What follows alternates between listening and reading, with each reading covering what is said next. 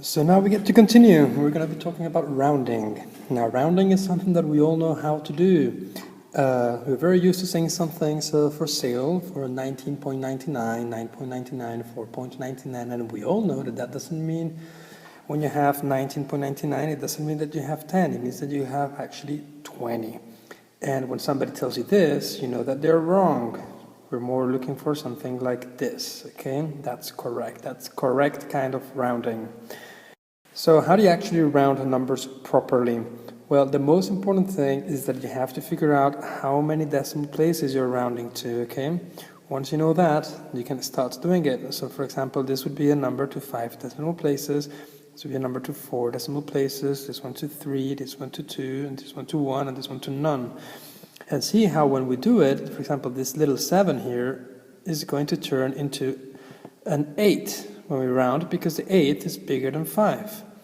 And that's how it works. And here, the 6 is going to turn into a 7, because again, 8 is bigger than 5.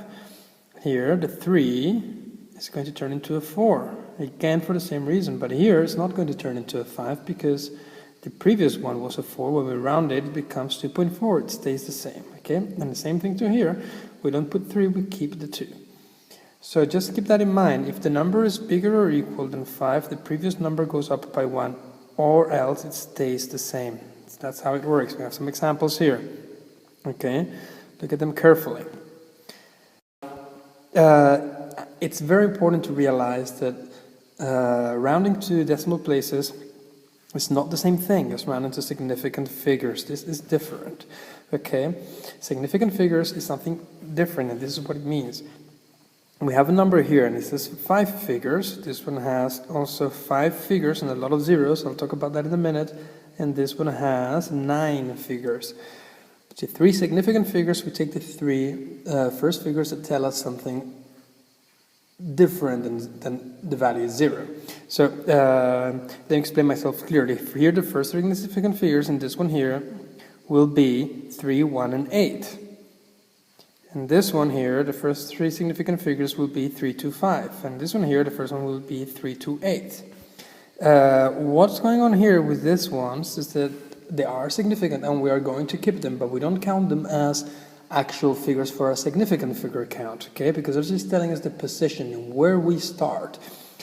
So when we actually write down to 3 significant figures, this is how this number will look.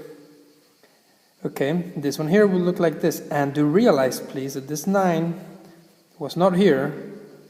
And if you've paid attention, you might be able to work out why, instead of rounding it to 3 to 8 and all the zeros, we're rounding it to 3 to 9. And the reason is the 7. The 7 is higher than 5. Okay, the same thing happened here. Okay, so that's the significant figure part. And now let me talk to you about something else that you're going to need. And this is called estimation. Okay. You must absolutely estimate your results, okay?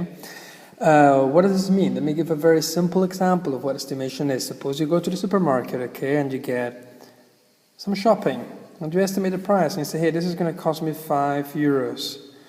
Well, great, but then you go and the cashier tells you it's 34. Are you just going to give them 34 just like that? You're not, right? Because this is very far away from your estimation. So estimation is important, and in mathematics it's crucial, because when you do a calculation, and in the IB you have all the time your calculator, it's often that you will make a mistake. So if the calculator tells you something that's very far from your estimation, you must realize there's a mistake. Estimating helps you to avoid mistakes, okay? And that leads us to percentage errors. This is, well, what do we do with our estimations? Well, once we've made our estimation and we get the exact value, what we do is that we can calculate how far off the exact value we were with our estimation, okay? A very important note here, these are the symbols for approximate value and exact value, okay? Now, often, typical mistake. This formula, you're going to get it in your formula booklet for the exam, so typical mistake. People confuse and they think that VE, because I see an E, that's where I put the estimation. That's not right.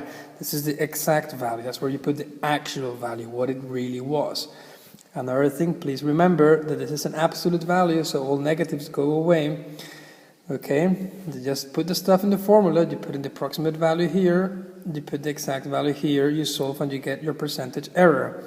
So here you have a little example. You have to calculate the percentage error. When you said you thought it was going to be 70 and turned out to be 87, just take the stuff in the formula and you get the result. It's not that difficult. Thank you for watching.